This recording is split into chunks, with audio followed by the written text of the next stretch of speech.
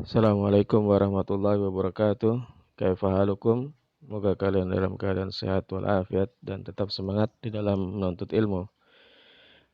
Pada hari ini kita akan membahas materi akidah pada bab kedua atau pelajaran kedua, yaitu iman kepada Rasulullah SAW. Namun sebelumnya marilah kita awali dengan membaca doa agar kita dapat memahami dengan baik dan benar. A'udzubillahi minasyaitonirrajim. Bismillahirrahmanirrahim. Raditu billahi rabba wa bil islami dina wa bi Muhammadin nabiyya wa rasula rabbi zidni ilma warzuqni fahma. Amin. Baik, pada kesempatan hari ini kita akan mempelajari iman kepada Rasulullah SAW. Pada pelajaran kali ini kita akan memahami iman kepada Rasulullah Muhammad SAW sebagaimana kompetensi dasar yang tertulis di dalam buku ya, yaitu memahami iman kepada Rasulullah SAW. Baiklah, berikutnya kita masuk kepada materi. Namun sebelumnya kita mengingat pelajaran yang lalu bahwasanya Nabi Muhammad adalah sebaik-baik teladan sebagaimana Rasulullah SAW, sebagaimana Allah berfirman di dalam surat Al-Ahzab ayat 21, A'udzubillahi minasyaitonirrajim, laqad kana lakum fi rasulillahi uswatun hasanah. Sesungguhnya telah ada pada diri Rasulullah itu suri teladan yang baik bagimu. Jadi terdapat suri tauladan pada diri Muhammad, yaitu uswatun hasanah. Ya, uswatun hasanah itu suri tauladan yang baik, yang patut ditiru, yang dicontoh, diteladani, diikuti begitu ya. Teladan itu. Juga Rasulullah itu adalah ahlaknya Al-Quran. Tatkala Aisyah, istri Nabi, orang yang paling dekat dengan Nabi, ya itu ditanya apa ahlak Rasulullah, kana khuluqul Quran, adalah ahlak Rasulullah itu adalah Al-Quran, yaitu artinya ahlak Nabi itu selalu dibimbing dengan wahyu, dibimbing dengan firman Allah gitu ya, baik dalam kegiatan sehari-hari, kegiatan ibadah, kegiatan muamalahnya, itu selalu berdasarkan Al-Quran begitu. Baik, kita lanjut ke yang A, beriman kepada Rasulullah. Ya, beriman kepada Rasulullah itu adalah hukumnya wajib. Maka barang siapa yang tidak beriman kepada Rasulullah, umat ini, orang sekarang ini, maka dia kafir. Ya, bahkan orang Yahudi dan Nasrani pun diancam apabila mereka tidak beriman kepada Rasulullah, maka dia akan diazab oleh Allah. Artinya mereka masuk neraka, sebagaimana dalam hadis Nabi dikatakan di situ di halaman 20, walladzi nafsi Muhammadan biyadi la yasma'u bi ahadan min hadhil ummah yahudiyan wala nasraniyun thumma yamutu wa lam yu'minu billadzi ursiltu bihi illa kana min ashabin nar. Demi Allah yang jiwa Muhammad ada di tangannya, tidak seorang pun mendengar tentang aku dari umat manusia ini, seorang Yahudi ataupun Nasrani, kemudian meninggal dunia dan tidak beriman kepada apa yang aku diutus karenanya, kecuali termasuk para penduduk neraka. Jadi orang Yahudi, orang Nasrani, walaupun mereka itu agama samawi atau agama langit, tetapi di zaman ini setelah Nabi Muhammad diutus, mereka harus Islam, harus beriman kepada Nabi Muhammad. Apalagi yang bukan Yahudi dan Nasrani seperti agama-agama musyrik begitu ya, Konghucu, Shinto, Zoroaster, Buddha, Hindu, itu semua harus beriman kepada Nabi Muhammad sejak Nabi Muhammad dibangkitkan begitu sampai hari kiamat. Jadi agama yang harus diimani adalah agama Islam sesungguhnya. Ya, di hari ini yang beragama Yahudi dan Nasrani adalah mereka diancam siksa, diancam neraka oleh Allah. Begitu juga agama musyrik, Buddha, Hindu dan seterusnya itu, atau yang ateis yang tidak mengaku Tuhan.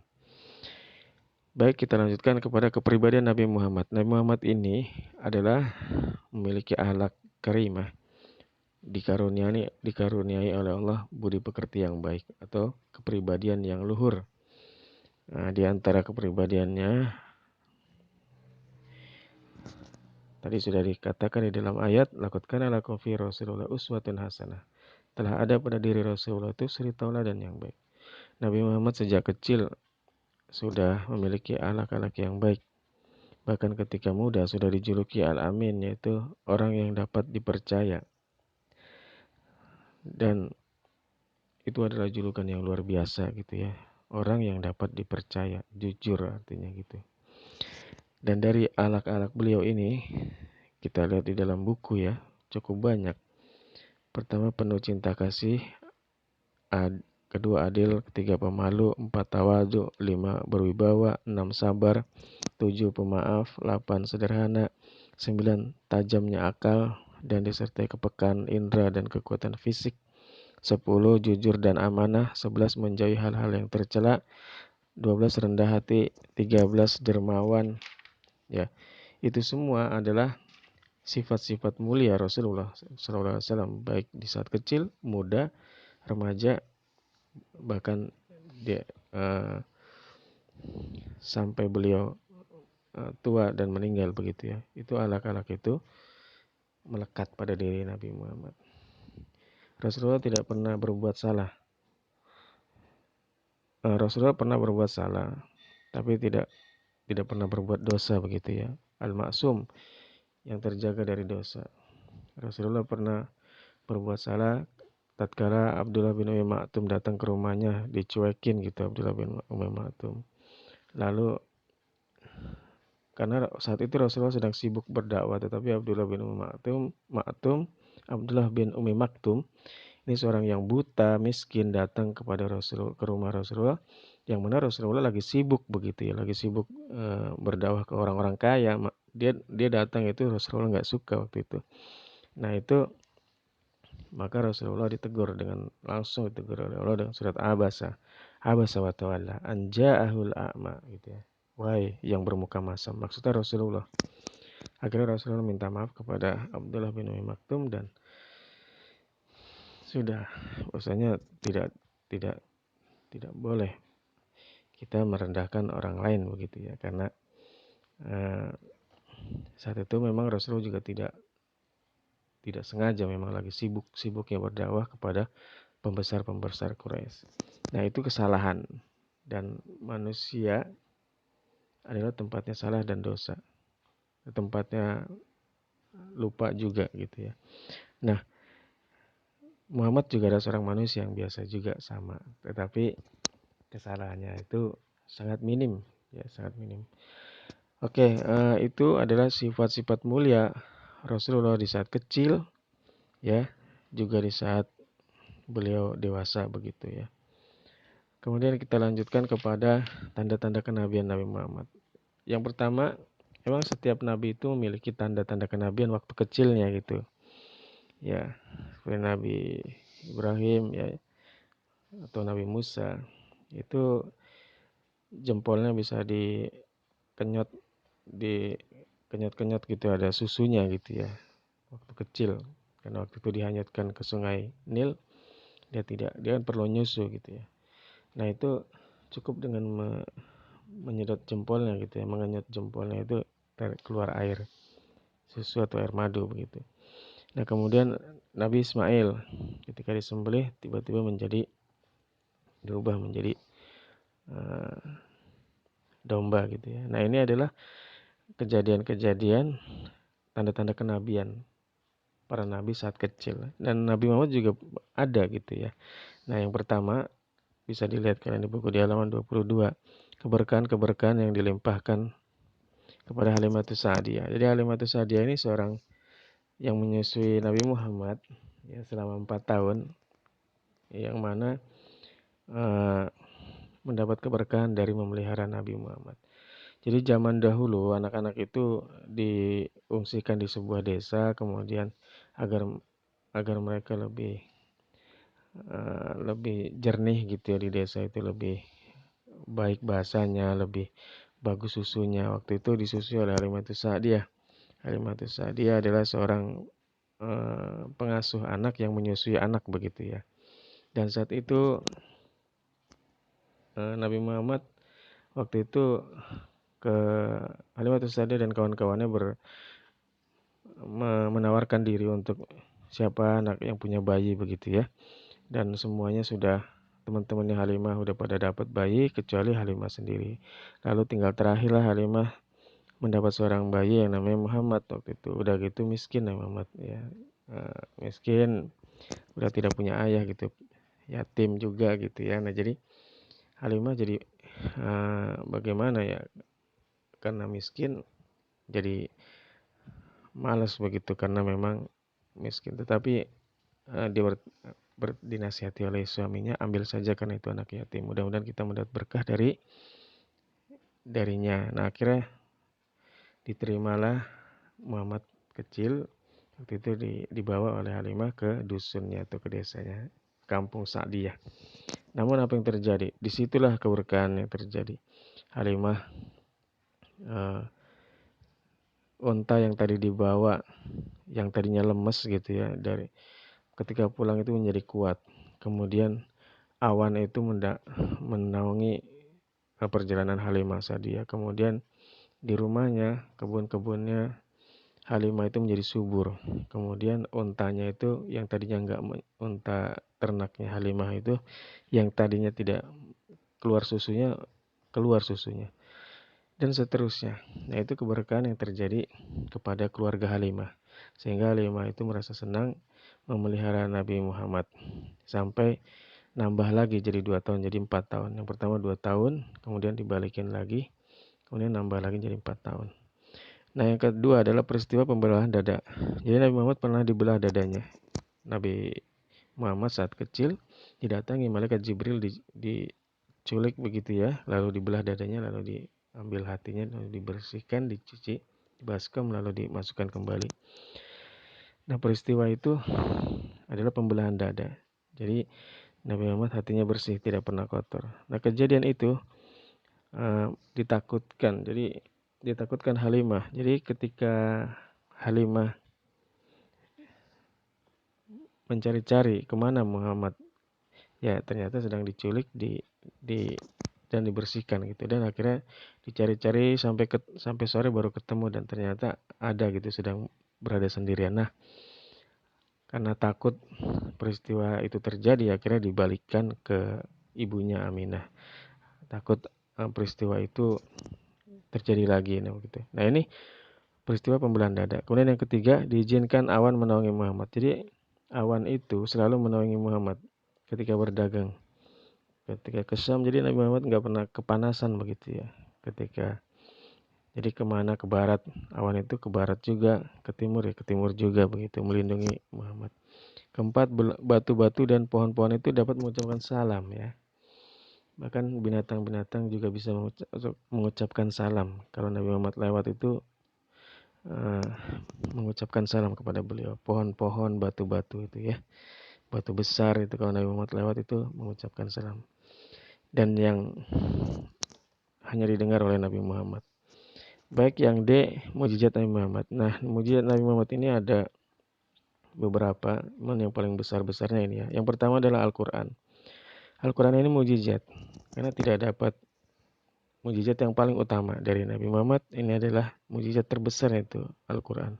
Yang kedua, terbelahnya rembulan atau terbelahnya bulan. Nabi Muhammad ini pernah membelah bulan ya, di saat ditantang oleh orang-orang kafir Quraisy, kalau kamu seorang nabi coba belah bulan itu. Namun Nabi Muhammad membuktikan, lihatlah bulan itu. Akhirnya dibelah dan disatukan kembali. Saat itu orang-orang Mekah kaget dan mengatakan bahwa Muhammad ini tukang sihir ternyata gitu. Bukannya beriman malah mengatakan tukang sihir. Nah itu terjadi. Jadi memang benar-benar dibelah. Kalau nanti dipelajari dalam ilmu astronomi atau ilmu yang seperti itu, perbintangan, kalian akan mengetahui bahwa memang bulan itu pernah terbelah ya. Kemudian 3, memancarkan air dari celah-celah jemari. Jadi celah-celahnya itu keluar air tatkala peperang Badar atau peperangan yang lain. ketika para sahabat ingin berwudu, maka tidak ada air, tidak ada minuman, maka Nabi Muhammad mengeluarkan air dari celah-celah jari jemarinya. Kemudian 4, makanan sedikit menjadi banyak berkat doanya. Jadi ketika perang tidak ada makanan. Waktu itu ada sahabat hanya punya roti gitu satu ya. Lalu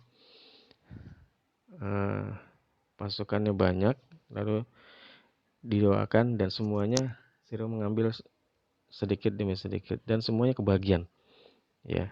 Kemudian yang kelima yaitu dapat menyembuhkan orang sakit dan cacat.